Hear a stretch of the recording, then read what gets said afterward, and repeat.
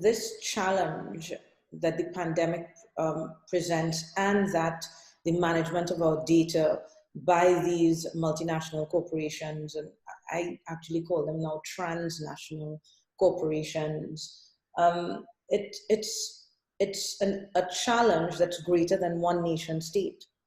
Do you see movements? Do you see, are you hopeful?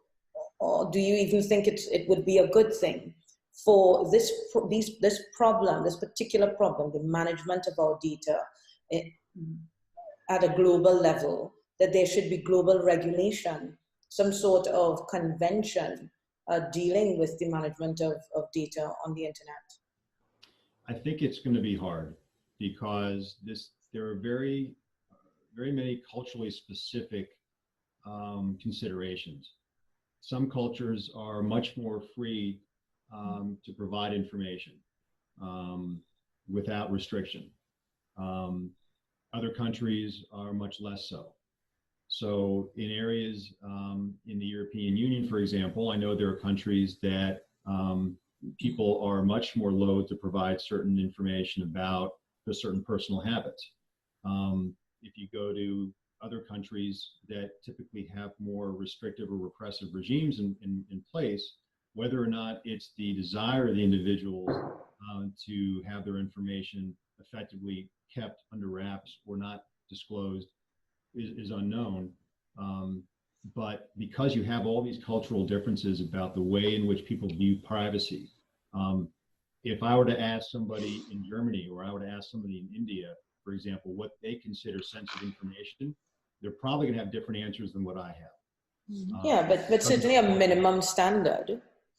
Right. Certainly. So how do it's hard to kind of identify a global standard, because that standard is going to have to apply to certain types of data. And if every culture is going to have different ideas on what that means, then I think that's a challenge. But we've already identified at the international human rights level the right to privacy at a particular standard. So, I mean, I don't think it's impossible to do it. I agree it's probably difficult and very challenging, as all these challenges that are greater than one nation state, to have the nation states agree, it's very, very challenging. But because it's challenging, are you saying we should abandon pursuit of it? And then we will always be in a situation where companies can jurisdiction hop in relation to regulations with respect to data, where their servers are in respect of the data. Yeah, no, I think you raise a good point, Margaret. And we do see those types of international standards being put in place. And in fact, I sit on within a group now that's helping to define a privacy by design standard for the International Standards Organization. Right. So you're right. There are ways in which we can approach the issue, and that will then set a standard. You're right, which will then defer to local legislation regarding what is considered personal information. So yeah. I do agree with that, and I think that's a good start, right? Because now at least there's something, whether or not it's binding or enforceable or not. And right now, you know, the ISO standards are not enforceable. These are just guidelines and standards. You can choose to follow them or not. Yeah.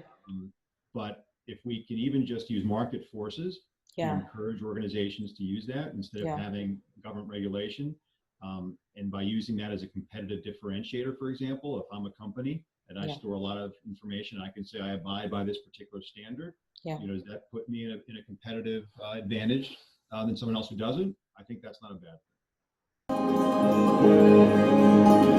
thing.